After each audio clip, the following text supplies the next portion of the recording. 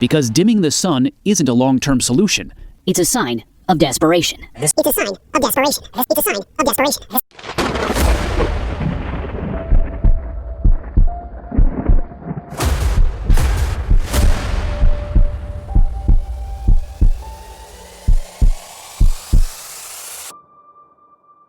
He who controls the weather will control the world.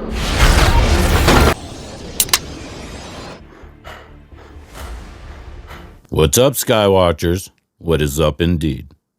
All right, first off, I'd like to thank Cracker and Jack for buying me a coffee. That is the best way to help the channel. Today, we'll take a closer look at solar geoengineering, what they say is not happening, and what I see in progress.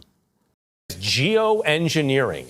As senior national and environmental correspondent Ben Tracy reports, the basic idea is to dim the sun.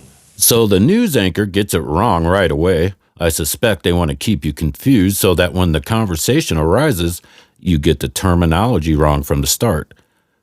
When we are talking about the sun and geoengineering, we do need to say solar geoengineering so that it is clear we know what we are talking about. As for global warming, it is a hoax. Actually, their plan is working. They have cooled the Earth by 0.246 degrees Celsius. This will have unrealized ramifications. The Earth and the Sun will strike back. Be prepared at every moment to respond to weather catastrophes because that is where we are now. These black magicians, dark sciences, need you to believe their science in order to cast their spell upon you. Forget the climate for just a moment and look at the last 4 years. The scam upon the land. All government, media, and trusted professionals became death. Nobody should be playing God with Mother Nature. I think of solar geoengineering as the worst possible way to address climate change that we need to take seriously. What exactly is solar geoengineering? A set of proposed technologies to rapidly cool the Earth by reflecting sunlight back into space.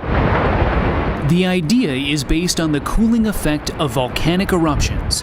When Mount Pinatubo in the Philippines erupted in 1991, it spewed 20 million tons of sulfur dioxide into the sky.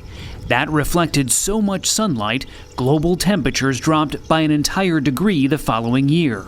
So one notion is that we could mimic those volcanic eruptions by sending specially equipped airplanes into the stratosphere to do exactly the same thing. The U.S. government is now flying high-altitude planes through the stratosphere to study what sun-blocking gases may already be there.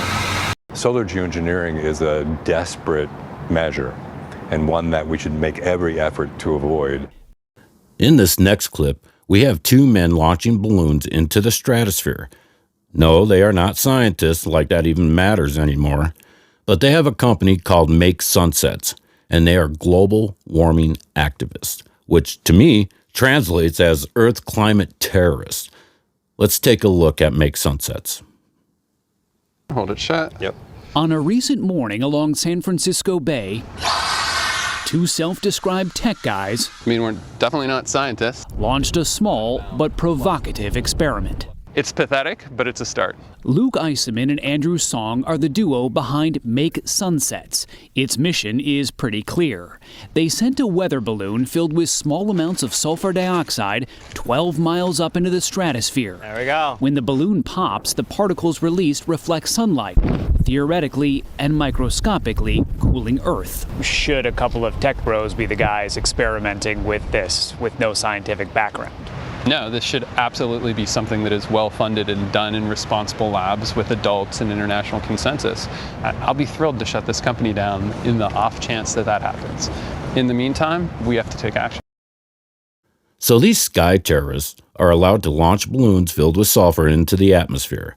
When I tell you these huge tanker airplanes are releasing tons of sulfur dioxide into the stratosphere, causing acid rain and allowing for more ultraviolet radiation A, B, and C to reach the ground, and you tell me that that theory is outdated, I have to wonder if you're paying attention or if you're just not controlled opposition.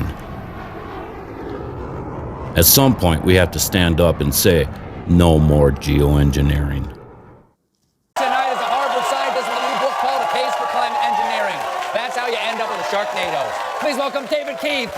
Now, you got a little book here called A Case for Climate Engineering. The other thing is horrifying. It is that you could actually spray sulfuric acid in the stratosphere 20 kilometers over our head and use that to stop the planet warming up in a kind of ugly tech fix. You could spray something into the atmosphere to change. Okay, spray pollution into the atmosphere to stop it warming. So in the end, pollution saved them all. We owe pollution. We owe acid rain an apology, is what you're saying.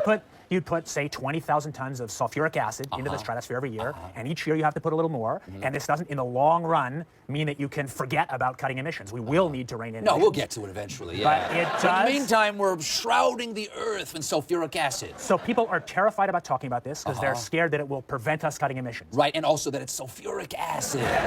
You're burying the lead. Is there any possible way this could come back to bite us in the ass? Blanketing the Earth in sulfuric acid, because I'm all for it. This is the all-chocolate dinner. I still get to have my CO2, and I just need to spray sulfuric acid all over the Earth. Right question, but we put 50 million tons of sulfuric acid in the air now as pollution, and it kills 1 million people a year worldwide. Okay, and that's good or bad? It's terrible. But it'll be better if we put more in. So we should reduce that sulfuric acid. So if it kills 1 million people, and we're only bad. doing 1% more, we're just killing 10,000 more people. You can do math. Okay.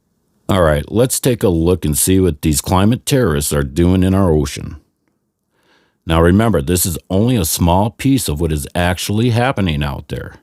They are disturbing the water columns by replacing warm surface water with colder water from the deep. This will shut down ocean currents, causing unprecedented climate catastrophe. At the Palo Alto Research Center in Silicon Valley, this white tent is a makeshift lab for experiments with something called marine cloud brightening. This will generate the plume that will contain the aerosols. It injects salt water into clouds over the ocean. The idea is you'll make the clouds a little brighter, and that will reflect more sunlight back up into the atmosphere? Exactly. That's the idea. Those effects could be beneficial or they could be negative. I think what we really need is an international conversation, right? All right, so it would take me 80 hours to fully cover this subject, maybe even more. So please don't think this is all there is. Make sure to follow on Facebook and subscribe to my YouTube channel, Alaska Skywatcher. If you would like to see more videos like this, the best way to help the channel is buy me a coffee. So until next time, stay aware, be prepared, and keep looking up.